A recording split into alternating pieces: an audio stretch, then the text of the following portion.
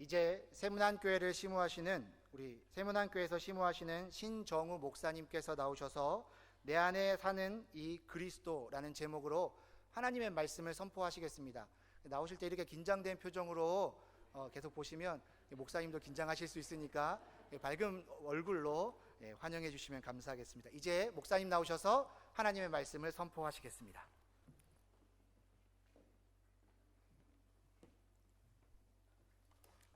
우리 잠깐 기도하겠습니다. 왕이신 하나님, 이 자리에 오시옵소서. 우리가 주님을 사랑하고 존경합니다. 부족한 종은 십자가 뒤에 숨겨주시고 주님이 친히 이 자리에 서 계셔서 우리에게 직접 말씀해 주옵소서.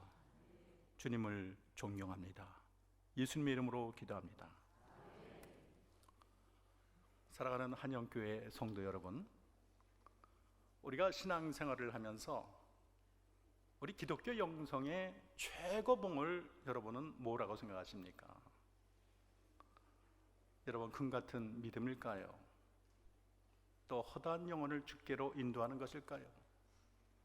아니면 성령의 충만해서 역사와 기적이 나타난 것을 여러분 영성의 최고로 꼽겠습니까? 물론 이 모든 것이 기독교 영성에 있어서 최고의 보석이라는 것은, 그것을 부인할 자는 이 가운데 아무도 없을 것입니다. 그러나 엄밀한 의미에 있어서 기독교 영성의 최고봉은 금같은 믿음도 아니고 또 많은 사람을 전도하는 것도 아니고, 더더욱이 성령에 충만해서 방언을 하거나 예언을 하거나 귀신을 쫓아내거나 하늘의 신비를 맛보고 하늘의 신비한 음성을 듣는 것, 그것은 더더욱 아닐 것입니다. 여러분, 그러면 기독교 영성의 최고는 여러분 뭐라고 생각하십니까?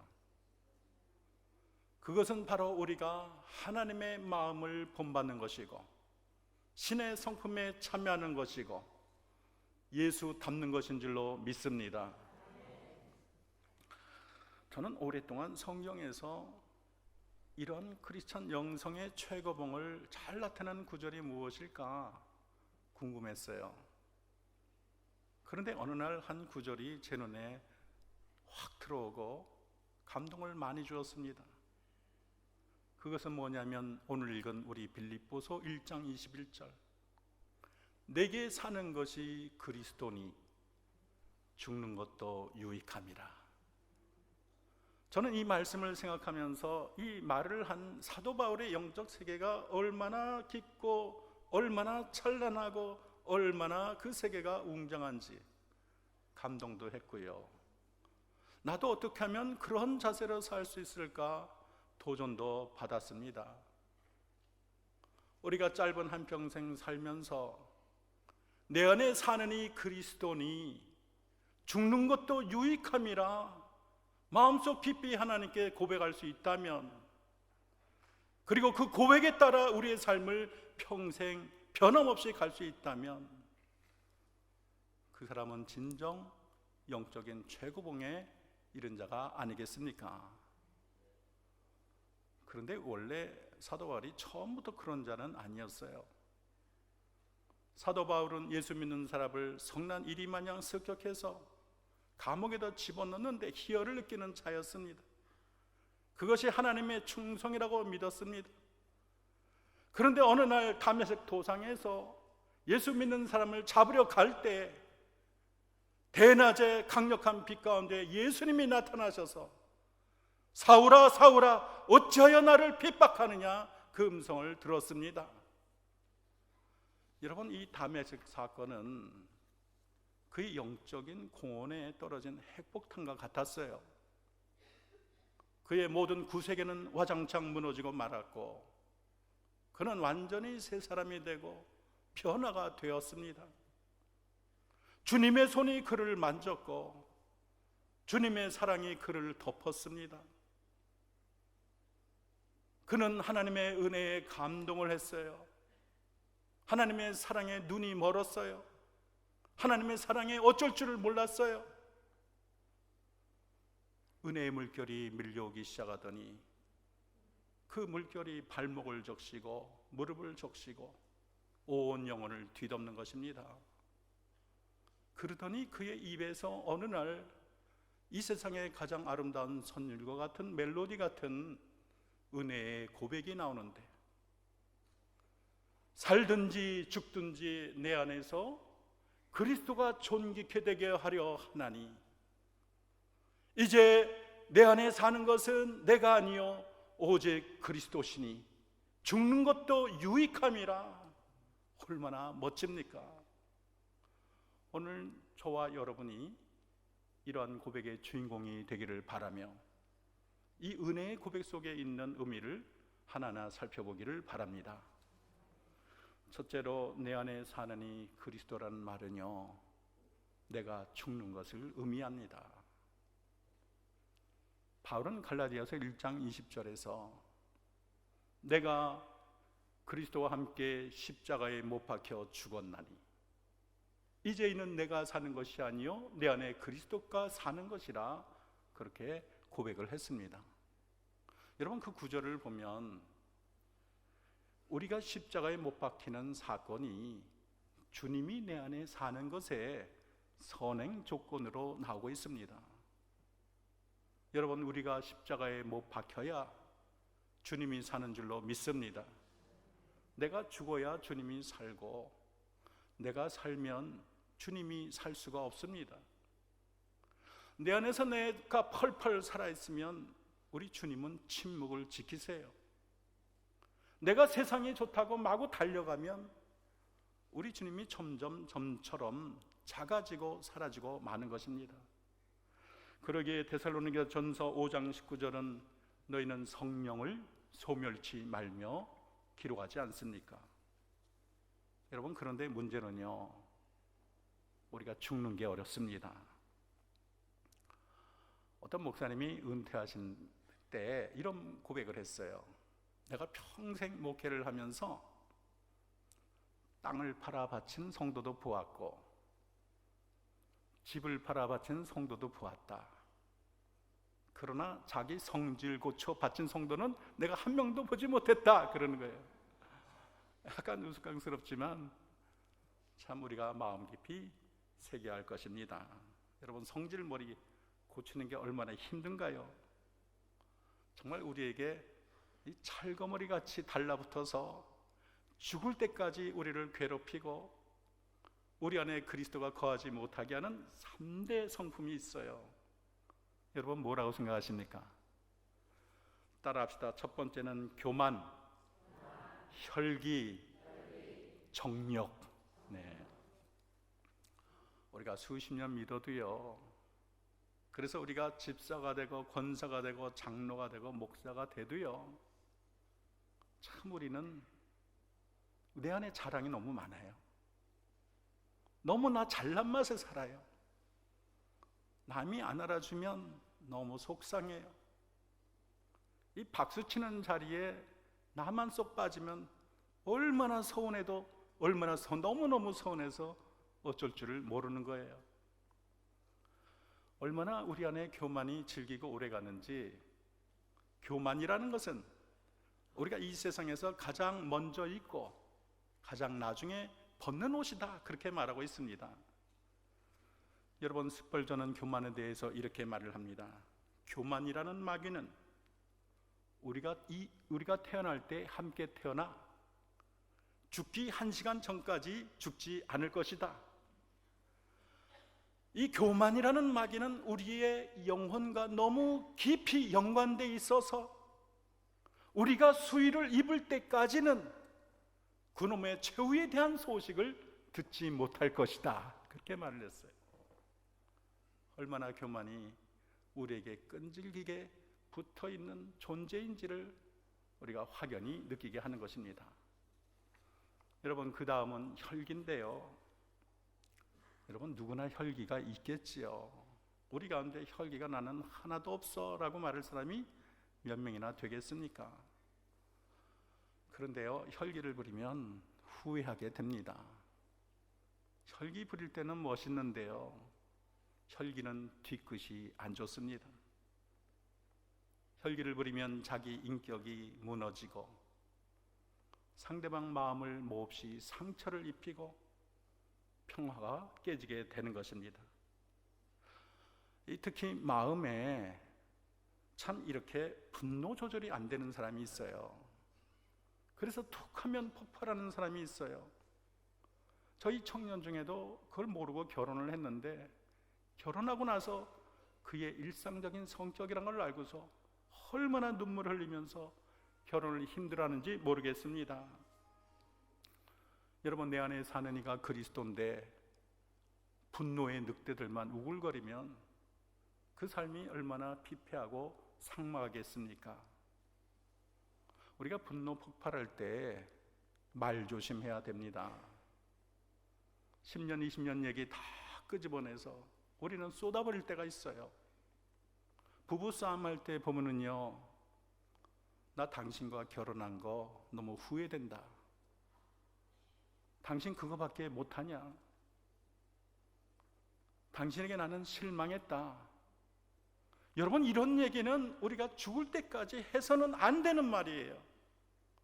그런데 홧김에 우리가 그런 말을 해서 사랑하는 아내나 남편의 마음속에 씻을 수 없는 상처를 주는 경우가 얼마나 종종 있습니까? 여러분, 사랑의 탑은 쌓기는 어려워도 무너뜨리기는 순식간입니다. 9.11 때 그 쌍둥이 빌딩이 110층이나 되는데요, 이거 만드는데 10년 정도 걸렸어요. 그런데 부서지는 거 보니까 순식간에 와장창 하더니 무너지는 거 아니겠습니까? 우리가 화가 치밀어 오르니까 정말 사려 깊지 않은 말, 인격을 무시하는 말, 이판사판 내 안에 생각나는 모든 말을 함부로 해서 그동안 간직한 아름다운 사랑의 유리그릇이 와장창하고 깨지는 경우가 우리 주변에 얼마나 많습니까? 여러분, 혈기가 얼마나 제어하기 어려운지 성경 잠언 16장 32절은 우리에게 말합니다. 노하기를 더디하는 자는 용사보다 낫고 자기 마음을 다스리는 자는 성을 빼앗는 것보다 나으니라. 여러분, 믿습니까? 세 번째로 우리 영혼을 망하게 하는 질병은 정욕인데요, 이 정욕은 우리에게 떨어지지 않은 족쇄처럼 우리를 평생 괴롭힙니다. 우리 흔히들 먹고 살만하고 배부르면 사람은 즐길 생각만 합니다. 남자는 세 발짝 걸을 힘이 있어도, 문고리를 딸 힘만 있어도 여자를 생각하는 말이 있어요. 여러분, 1999년 5월에 13년간 하버드대 신학대학장을 한 로널드 티먼 교수님이 컴퓨터 기사가 그의 관저에 컴퓨터를 수리하다가 음란한 그런 사진 수백 장이 있는 것을 보고서 총장에게 보고를 했습니다. 그래서 이 교수는 파면되고 말았어요. 여러분, 그런데 어떻게 신학 대학생, 대학원장께서 그런 짓을 할 수 있느냐, 우리가 반문할 수 있을지 모르지만, 여러분, 집사나 권사나 장로나 목사나 정욕의 무풍지대는 없습니다. 우리 안에 정욕의 늑대들이 마구 설치는 한 우리는 정욕의 노예가 될 수밖에 없는 것입니다.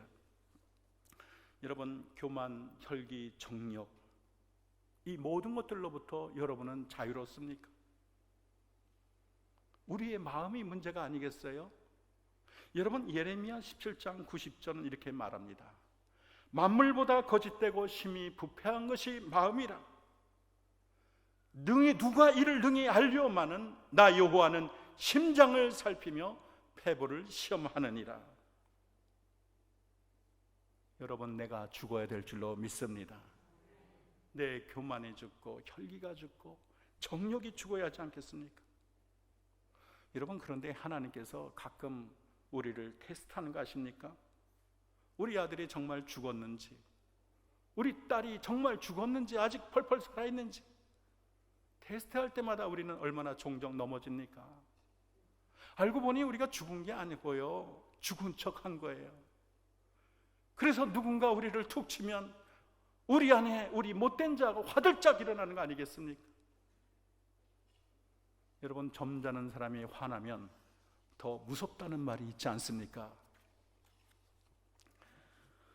우리는 나를 알면 알수록 나는 정말로 믿을 수 없는 자라는 것을 깨닫게 됩니다. 알고 보니 나는 정욕 덩어리, 혈기 덩어리, 교만 덩어리나 깨닫게 됩니다. 나의 실체를 발견하고서 우리는 소스라치게 놀라게 됩니다. 여러분, 그러므로 나를 죽이는 노력은 우리가 죽을 때까지 해야 되는 줄로 믿습니다. 여러분, 이것은 전투예요. 피 흘리기까지 싸우라고 성경은 우리에게 권면하고 있습니다. 그러길래 사도 바울은 고린도전서 15장 31절에서 나는 날마다 죽노라 말하지 않습니까? 여러분, 우리는 날마다 죽어야 되고, 내가 죽어야 주님이 살고, 내가 죽어야 교회가 살고, 내가 죽어야 주님 나라가 이루어질 줄가 믿습니다. 흔히들 우리가 말할 때 나는 오장육부가 없는 줄 알아 하고 대드는 사람이 있어요. 여러분, 크리스찬은 오장육부가 없어야 됩니다.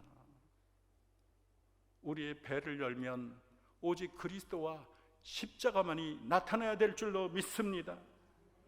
그래서 분통이 터져도 내가 죽고, 우쭐거릴 있어도 내가 죽고, 섭섭한 일이 있어도 내가 죽고, 여러분, 억울한 일이 있어도 내가 죽어야 될 줄로 믿습니다.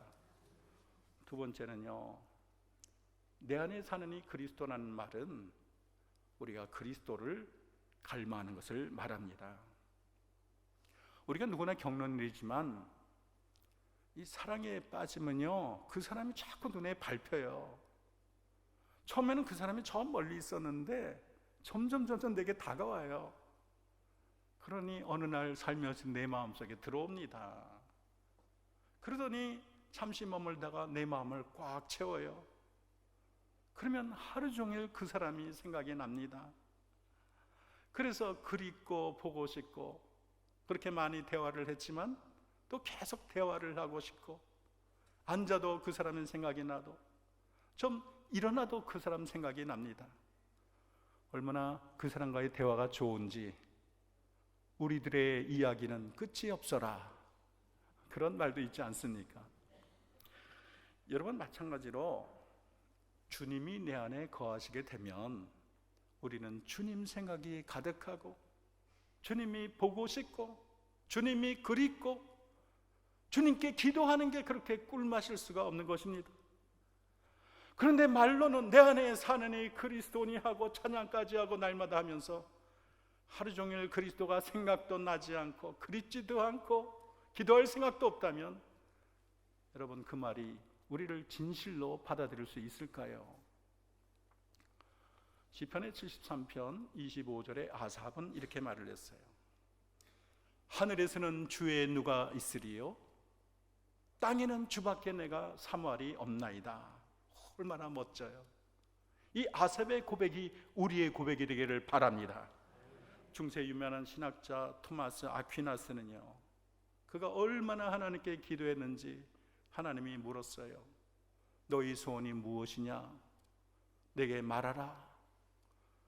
근데 그 중세에 그렇게 대학자 아퀴나스가 명예를 구한 것도 아니고 지식을 구한 것도 아니고 장수를 구한 것도 아니고, 아퀴나스는 이렇게 말합니다. 주님, 저는 주님만을 원합니다. 저는 주님만을 바라봅니다. 저는 그리스도만을 원합니다. 여러분, 하늘과 땅에 오직 주님 한 분만을 바라는 이 신앙이 바로 우리의 신앙이 되고, 이 간절한 믿음이 우리의 믿음이 되기를 바랍니다.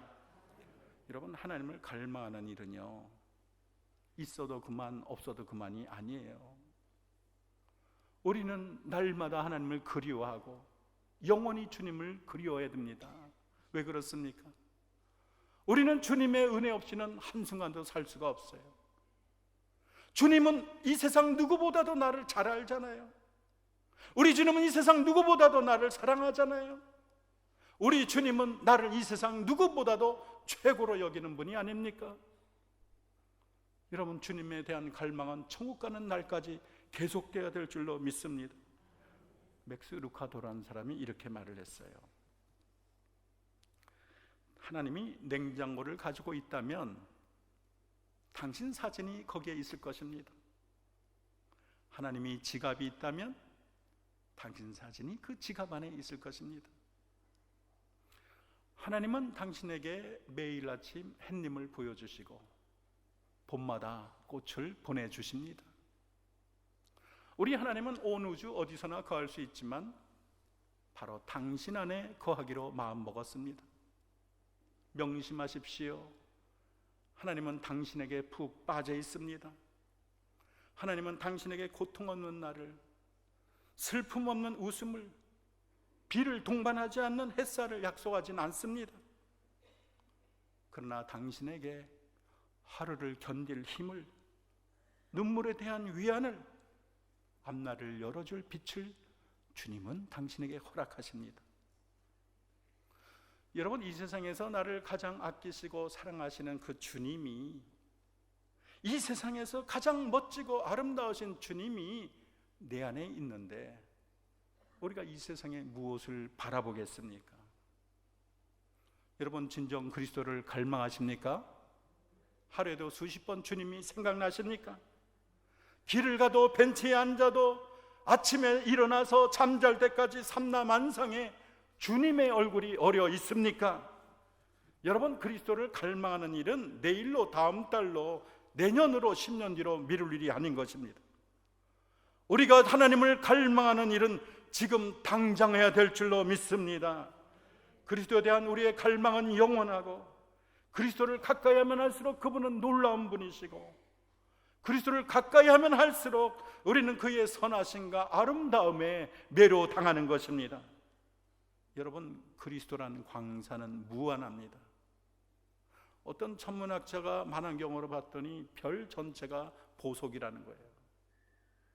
여러분, 우리 주님의 매력은 천년만년 캐도 다함이 없습니다. 주님은 알면 알수록 그분은 너무나 멋지고 너무나 심오한 분이 되는 것입니다. 그러므로 우리가 그리스도를 발견한 후에도 우리는 그리스도를 추구하게 될 줄로 믿습니다. 그리스도를 만났지만 우리는 여전히 그리스도 안으로 노조어 들어갑니다. 우리가 그리스도를 맛보았지만 여전히 배고프고, 그리스도를 마셨지만 우리는 계속 우리의 심령은 갈구하게 돼 있습니다. 여러분, 그리스도를 향한 우리의 갈망은 영원한 줄로 믿습니다.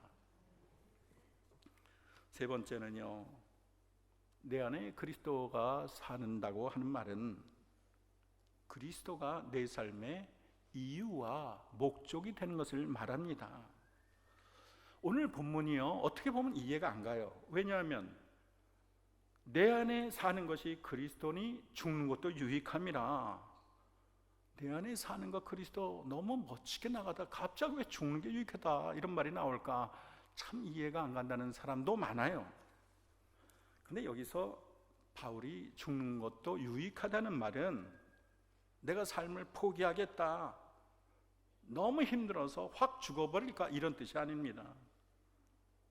여러분, 내가 죽는 것이 유익하다 어떤 뜻이겠어요? 이 세상의 수고와 고난을 다 마치고 내가 그토록 사랑하는 주님과 함께 주님이 다스리는 영원한 세상에서 살게 되니 사도 바울이 얼마나 좋아하겠어요? 얼마나 기쁘겠어요? 그런데요, 잘 살펴보면 사도 바울은 꼭 죽는 것만 유익한 것이 아니고요, 바로 다음에 나온 22절을 보면 사는 것도 유익함이라 말하고 있어요. 내가 이 땅에 살아서 주님 주신 사명을 감당하고 또 믿음의 자녀들을 양육할 수 있다면 그것이 개인적으로 너희에게 유익이 되는 것이 아니냐, 이렇게 말을 하고 있는 것입니다. 여러분, 바울은 살든지 죽든지 예수님 때문에 좋다는 거예요. 내 모든 초점은 주님께 다 맞춰져 있어요. 예수님을 위해서라면 살든지 죽든지 기쁨으로 감당하겠다는 것입니다. 내 안에 사는 이 그리스도라는 말은 내 삶의 모든 이유와 목적이 하나님이라는 것을 의미하고 있습니다.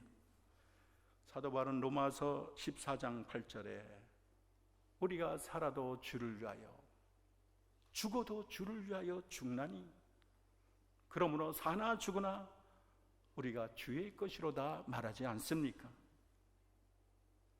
여러분, 사도 바울이 예수님 만나고 나서요, 가장 변한 것은 그의 눈입니다. 이전에 바울을 연구해 보면 바울은 자기 자랑이 좀 많아요. 아마 태생적으로 좀 그런 것 같습니다. 빌립보서 3장 5절 6절 보면 이렇게 말하고 있어요. 내가 8일 만에 할례를 받고 이스라엘 족속 중에 이스라엘인이요, 베냐민 지파요, 히브리인 중에 히브리인이요, 율법으로는 바리새인이요, 열심으로는 교회를 박해하고 율법에 이르는 흠이 없도다. 아마 자기 자랑을 늘 외워갖고 다니는 사람 같아요. 그런데요, 예수님이 내 안에 오시니까 너무 달라졌어요. 우리가 진짜를 만나면 가짜가 시들하지 않습니까? 빌립보서 3장 7, 8절 곧 이어서 어떤 말이 나오냐면, 자기는 예수님 때문에 이전에 좋던 모든 것을 해로 여기고 배설물로 여긴다, 그렇게 말을 하고 있어요. 얼마나 놀라운 은혜의 변화입니까? 여러분, 우리가 주 예수를 진정한다면 이 세상에 주님보다 귀한 것은 없는 줄로 믿습니다.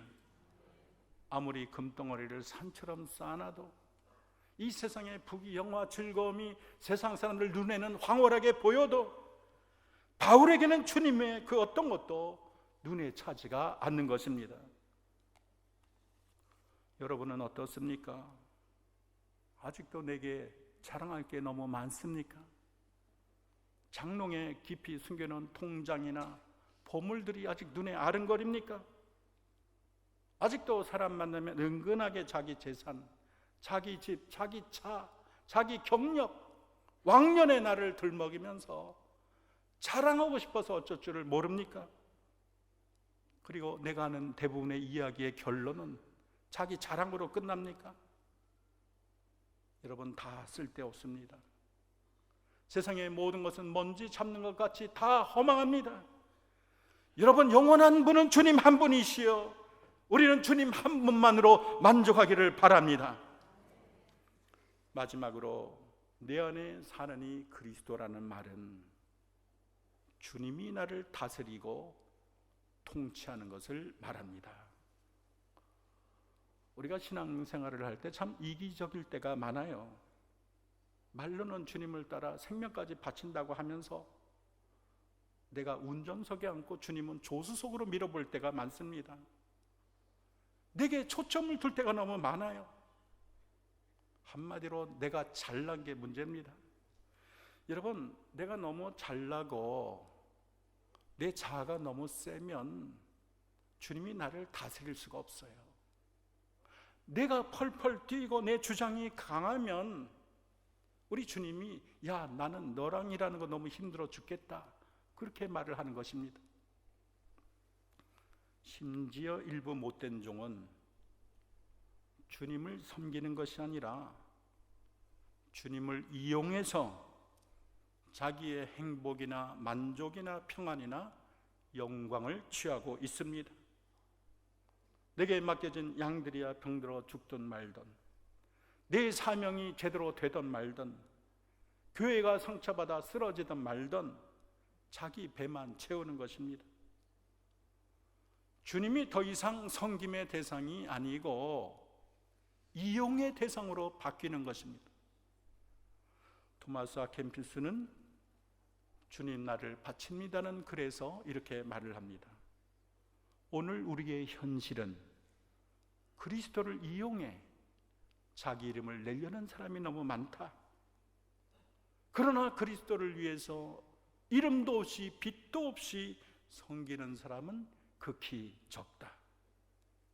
예수님은 가시면류관을 썼으나 우리는 황금면류관을 쓰기를 원한다. 예수님은 십자가에서 조롱을 받았으나 우리들은 사람의 인정과 인기에 연연해 한다.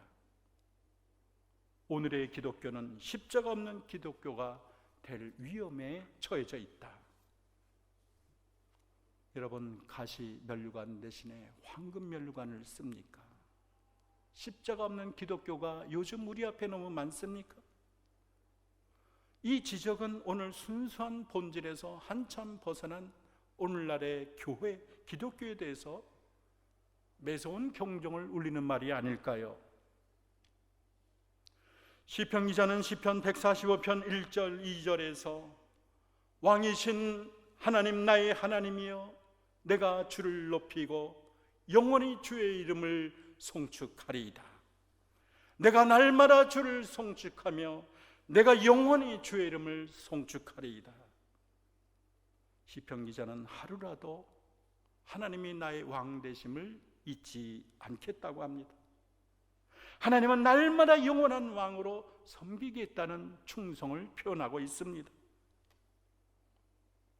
여러분, 우리가 온몸 다해 온맘 다해 섬길 분은 주님 한 분인 줄로 믿습니다.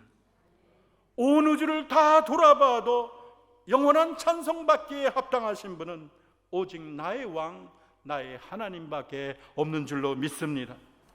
그러므로 우리가 날씨가 화창하든지 비바람이 불든지, 우리의 길이 평탄하든지 험한 길이든지, 건강하든지 아프든지 부유하든지 가난하든지, 우리는 변함없이 그리스도 한 분만을 나의 왕으로 모셔야 될 줄로 믿습니다. 우리는 오직 높으신 주님만을 왕좌에 앞이고 앉히고 그분 앞에 겸손하게 엎드려 그분을 기다리며 그분을 경청하며 그분께 순종해야 합니다. 나의 왕이여 말하소서 내가 듣겠나이다. 나의 왕이여 명령하소서 내가 행하겠나이다. 나의 왕이여 당신의 뜻을 펼치소서 내 뜻을 뚝 접고 당신의 뜻을 펴겠나이다. 여러분, 내 안에 사는 이 그리스도이므로 그리스도가 동하면 나도 동하고, 그리스도가 서하면 나도 서하고, 그리스도가 가라 그러면 나도 가고, 그리스도가 서라 그러면 서야 될 줄로 믿습니다. 나와 세상은 간 곳 없고 나의 왕 되신 주님만이 낫을 다스려야 될 줄로 믿습니다. 이제 바울은요, 믿음 세계의 거인이 됐습니다. 바울은 기독교 역사상 가장 위대한 족적을 남겼습니다. 그는 수많은 교회를 개척하고 수많은 제자를 양성해서 초대 교회의 기초를 놓았습니다.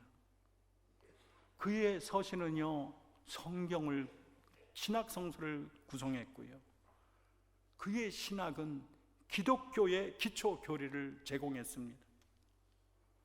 바울은 위대한 선교사고 목회자고 신학자고 성경 기록가가 되었습니다. 그를 통해서 기독교가 유대교 내부의 미미한 종파였는데 오늘날 세계적인 종교로 발돋움하지 않았습니까? 그리고 그 복음이 오늘 이 자리에까지 임한 것이 아니겠습니까? 여러분, 이 바울의 위대함이 어디서 나왔을까요? 이 위대한 일을 행한 이는 바울 자신도 아니고 바울의 지혜나 능력이나 열심도 아니고 이 위대한 일을 행하신 이는 바로 내 안에 계신 이 그리스도인 줄로 믿습니다. 주님이 다 하셨고 주님이 다 이루셨습니다. 그리스도께서 이 바울이 가장 좋은 항구에 이르도록 그의 인생이라는 배를 잘 운전하시는 선장이 되신 것입니다.